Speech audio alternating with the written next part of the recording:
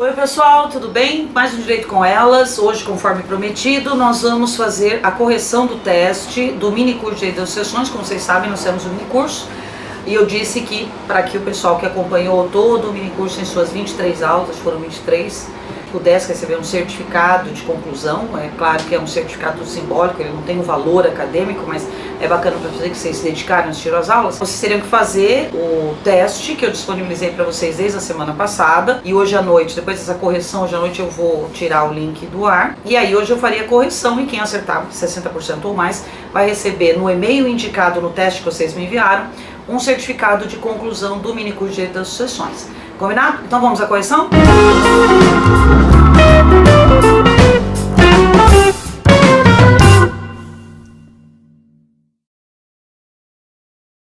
Bom pessoal, então vocês devem estar acompanhando aí. Quem não está com o teste em mãos, abra lá o teste pra gente acompanhar. Vamos começar aqui pela primeira questão. Juliano, domiciliado durante toda a vida em Teresina, faleceu em um acidente no Rio de Janeiro em 20 de outubro de 2014. Seu inventário foi aberto em 19 de dezembro de 2014 e a partilha de seus bens foi homologada em 15 de março de 2015. De acordo com o Código Civil, a herança de Ricardo foi transmitida a seus herdeiros no momento da... Vamos direto à resposta certa e a gente vai dizer por que ela está certa e as demais erradas. O correta é a alternativa que diz: sua morte em 20 de outubro de 2014 e a sucessão será considerada aberta no local de seu último domicílio, Teresina. Seria equivalente à letra C. Agora, por que vai ser considerada aberta a sucessão no momento da morte? A lei prevê dessa forma, né? Então, a sucessão considera-se aberta no último domicílio e não no local da morte. Então, o último domicílio dele foi Teresina, então ela é considerada aberta no local do último domicílio Teresina, e a data, o momento exato da transmissão da herança aos herdeiros é no momento exato da morte, pelo princípio da Saicina. Então, o correto é a abertura da sucessão no exato momento da morte, o local do último domicílio, conforme previsto no Código Civil a partir do artigo 1796. Então nunca se considera aberta no local do falecimento. Tá? A gente tem uma pegadinha, muita gente pensa, é o local onde morreu. Não, é considerada aberta no último domicílio e o momento da abertura é o momento da morte. Essa é relativamente tranquila. Segunda, na sucessão legítima e testamentária, e falando sobre a questão da renúncia. A alternativa correta na sucessão legítima e testamentária é a que diz: a aceitação da herança pode ser expressa, tácita ou presumida, mas a renúncia válida sempre deve ser expressa e por instrumento público ou por termo judicial, de modo que a renúncia por instrumento particular é nula de pleno direito, conforme previsão do Código Civil no livro das sucessões. O que a primeira está errada? A renúncia abdicativa confere aos descendentes do renunciante participar da herança por estirpe. Isso é mentira, né? Artigo 1810 diz que ninguém pode suceder representando herdeiro renunciante. Quando a pessoa renuncia, o efeito da renúncia é efeito de inexistência da pessoa. Diferente da indignidade, quando a pessoa é declarada indigna, o efeito é de morte civil. Então os herdeiros do indigno recebem por representação. Mas a renúncia é como se o herdeiro que renunciou nunca tivesse existido. Por isso que nunca é possível aos herdeiros do renunciante receberem por representação em seu lugar. Só seria possível que os herdeiros do renunciante recebessem se ele renunciasse e ele fosse o único da sua classe. Por exemplo, filho único. Filho único renuncia, automaticamente são chamados os herdeiros da próxima classe, no caso os netos, filhos do renunciante, e eles receberiam não por representação, mas por direito próprio. A terceira fala a questão da herança jacente e vacante, fala: se falecer alguém sem deixar testamento nem herdeiro necessário, notoriamente conhecido, os bens serão arrecadados. Veja, gente, não é herdeiro necessário notoriamente reconhecido, e sim herdeiro legítimo. Então não é herdeiro necessário, sim herdeiro legítimo. Então, se não houver herdeiros legítimos, os bens serão arrecadados. Vai haver a declaração de jacência, depois a declaração de vacância, e aí sim, após isso, passará para o Estado. E a última, claro, a aceitação da herança somente se faz necessária na sucessão testamentária, uma vez que a legítima na legítima vale a regra da Saicine. Não é verdade, né? Então, é possível sim que haja aceitação e renúncia, normalmente tanto na legítima quanto na testamentária. A terceira trata de um caso concreto, a gente vai passar para o quadro já já. Vou ler o enunciado com vocês. Caio, viúvo, falece, deixando vivos seus pais, seus 2 filhos, Antônio e João, e seus 3 netos, Huguinho, Zezinho e Luizinho, filhos de sua filha pré-morta Angélica. Nesse caso, a herança caberá. Vamos ver a quem caberá? Vamos para o quadro? Bom, pessoal, então, conforme eu falei, Caio falece. Então, Caio morreu, Caio deixou 3 filhos, né? Antônio, João e Angélica, que é pré-morta. Pré-morta significa que ela morreu antes do Caio, que é o autor da herança. Só que a Angélica era pré-morta, mas deixou 3 filhos. O Guinho, Zezinho e Luizinho.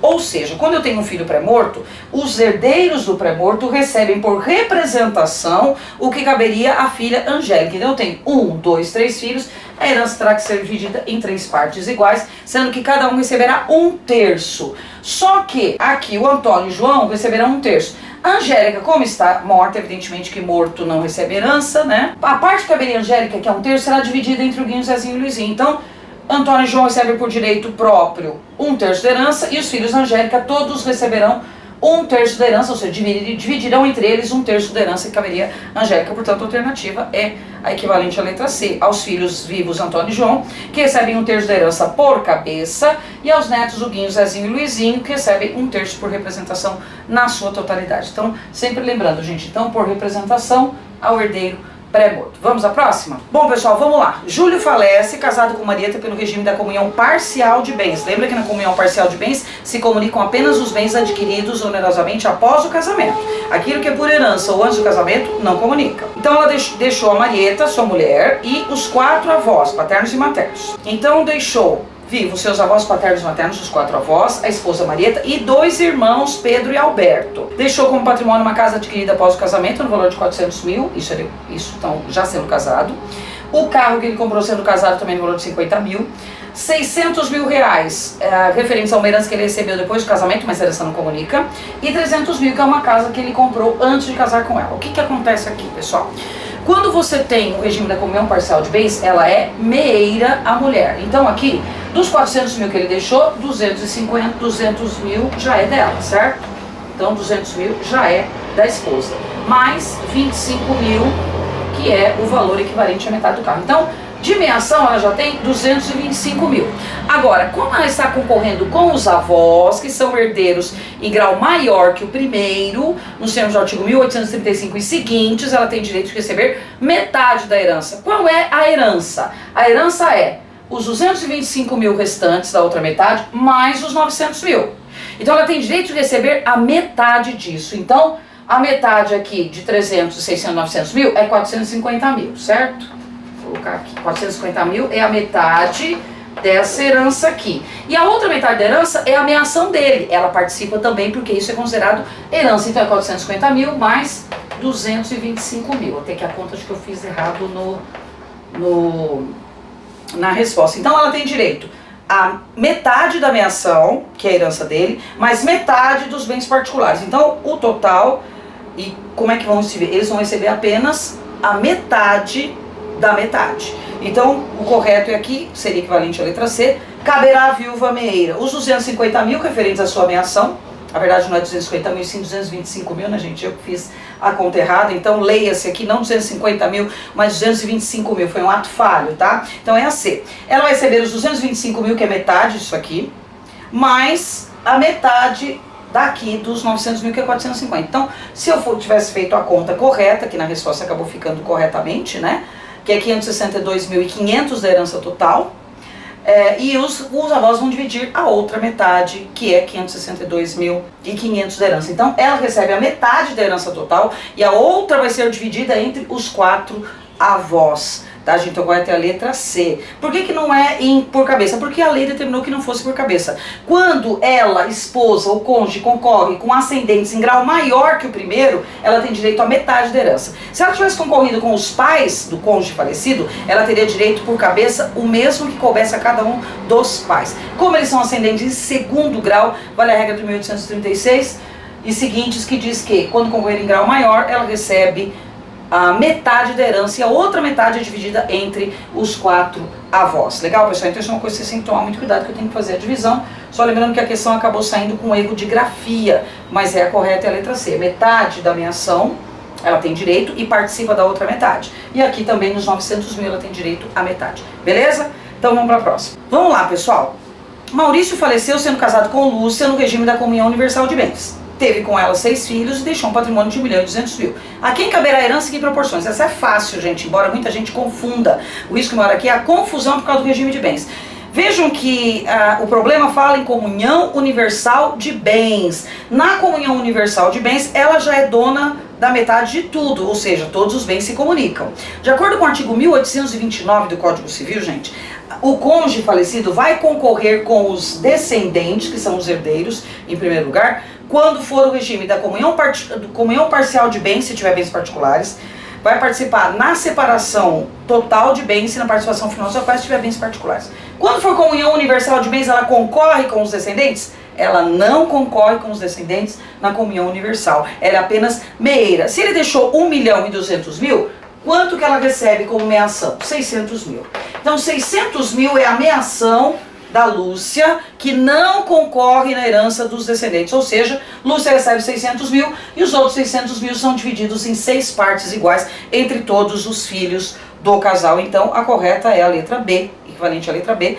Ao cônjuge caberá apenas a sua meação de 600 mil, os outros 600 mil serão divididos entre 6 filhos, sendo 100 mil para cada um. Cuidado que muita gente poderia ter feito assim, ela recebe 600 mil e da outra metade tem que reservar 1/4 da herança, porque quando ela concorre com descendentes comuns ela tem direito a pelo menos 1/4 da herança, nunca menos, só que aqui não há a reserva de 1/4, porque ela não concorre com os descendentes da comunhão universal, pessoal. Muito cuidado então que o regime de bens pode afetar a divisão da herança, então correto. Ela recebe a meação e o restante é dividido por igual entre os 6 filhos. João faleceu viúvo, deixou 5 filhos, Antônio pré-morto e pai de Ana e Camila. Rui, casado, declarado indigno e pai de Estela e Pedro. Mariana, que renunciou à herança e é mãe de Helena e Manuel, ambos menores. E ainda Carlos e Alfredo, solteiros e maiores, que já declararam aceitar a herança. Como será dividida a herança? Vamos analisar algumas coisas aqui, pessoal. Acho que eu nem preciso colocar o gráfico, vocês já entenderam o princípio. Veja, se ele deixou 5 filhos e o Antônio é pré-morto e pai de Ana e Camila, sempre que o filho for pré-morto, como nós já dissemos, os filhos entram representando o pai morto. Então a Ana e Camila recebem uma parte da herança. O Rui era casado e foi declarado indigno e tinha 2 filhos. Quando a pessoa é declarada indigna, os filhos também entram por representação, que o efeito da indignidade, gente, é de morte civil. É como se o Rui, declarado indigno, tivesse morto. E quando o herdeiro está morto, a gente sabe que os filhos entram representando. Então, também vão receber por representação. A Mariana, mais uma filha que renunciou à herança e tem 2 filhos menores. Pouco importa que a Mariana tenha 2 filhos menores. Quando ela renuncia à herança, a parte dela que ela renunciou vai para os herdeiros da mesma classe. Portanto, os filhos menores da Mariana não entram na herança porque ela renunciou. Então, herdeiro de renunciante não herda. E outros 2 filhos, Carlos e Alfredo, que aceitaram a herança. Nesse caso, gente, como eu tenho 2 herdeiros de primeira classe, que são o Carlos e o Alfredo, eles têm direito de receber por cabeça. E como o Antônio é pré-morto, tem 2 filhos, e o Rui também tem 2 filhos e é pré-morto, eu tenho que dividir a herança com os 2. Mas então, os filhos do Antônio, Ana e Camila, recebem por representação. O Rui, que foi declarado indigno, não recebe. Os filhos recebem por representação. Nesse caso, eu teria que dividir a herança em 4 partes. O Carlos e o Alfredo, que são os filhos e, portanto, herdeiros de primeira classe, recebem por direito próprio 1/4 da herança. E os filhos do Antônio e os filhos do Rui recebem por representação outro 1/4 da herança, portanto, equivalente à letra B. A herança será dividida em 4 partes iguais. Ana e Camila recebem por representação, que caberia o pai morto, 1/4 da herança. Estela e Pedro recebem 1/4 da herança representando o indigno, e Carlos recebe 1/4 por direito próprio, e Alfredo também por direito próprio. Cuidado com direito próprio, representação, indignidade e renúncia, gente. São institutos que pode fazer com que você se confunda na hora de resolver o problema. Outro caso concreto. Jocasta era viúva e tinha 3 filhos. Etéocles, Antígono e Ismênia. Esses nomes vêm todos, vocês sabem, do livro que é o Édipo Rei, o mesmo autor que escreveu o Édipo Rei. Então esses personagens são todos do livro da Antígona, tá? Então, Etéocles, Antígona e Ismênia, filhos da Jocasta. Antígona era divorciada, vivia sozinha e tinha 2 filhos, Édipo e Creonte. Jocasta falece e Antígona renuncia à herança da mãe. Sobre a divisão da herança de Jocasta, sinale a afirmativa correta. Veja, gente, uma vez que a Antígona renunciou à herança, os filhos dela não têm direito ao recebimento da herança, portanto, a herança será para os outros 2 filhos da Jocasta, e os filhos da Antígona não receberão por força da renúncia, conforme nós dissemos no exercício anterior. Então, o correto seria o equivalente à letra A. Diante da renúncia de Antígona, a herança de Jocasta deve ser dividida entre Etéocles e Ismênia, cabendo a cada um metade da herança, porque uma vez que a Jocasta renuncia, os filhos não herdam por representação, ficam fora da sucessão. Segundo o Código Civil de 2002, acerca do direito de representação, o Instituto do Direito das Sucessões, assinale a opção correta. Aqui, gente, é uma questão de conhecer as disposições do Código sobre sucessões. Nós vimos no nosso mini curso sobre a aula específica que a gente falou sobre renúncia. Cada sucessão é uma sucessão. Então o fato de eu renunciar à herança do meu pai não quer dizer que eu estou renunciando também à herança do meu avô. A cada falecimento, a cada sucessão aberta é uma atitude que você tem que tomar. Então você pode renunciar à herança do seu pai, aceitar a herança do seu avô e assim sucessivamente. Não existe renúncia antecipada. Eu não posso renunciar àquilo que ainda não existe. Então se o pai falece e o avô ainda está vivo, não existe herança do avô ainda. Eu só posso renunciar quando ele morrer. Portanto, eu posso sim renunciar à herança do meu pai e continuar com o direito de aceitar ou renunciar à herança do meu avô. Portanto, a resposta correta equivalente à letra A. É possível que o filho renuncie à herança do pai e depois represente-o na sucessão do avô. Aqui tem uma que as pessoas podem ficar um pouco confusas, que é a letra B. Na linha transversal é permitido o direito de representação em favor dos sobrinhos quando concorrerem com os sobrinhos netos. Isso não é a realidade. Por quê? Os sobrinhos têm direito de representação, representam os irmãos do falecido, só que o sobrinho neto não participa dessa sucessão. O sobrinho neto nem participaria, então não há concorrência de sobrinho com o sobrinho neto. Se eu tiver sobrinho, o sobrinho neto fica automaticamente excluído da sucessão. Portanto, não há essa concorrência mencionada, por isso que a letra B não é a correta. Quando eu tenho sobrinho e sobrinho neto fica excluído e o sobrinho recebe herança por representação. As demais são todas, obviamente, que não são corretas, porque eles falam sobre a representação na testamentária e não existe representação na sucessão testamentária, apenas na sucessão legítima.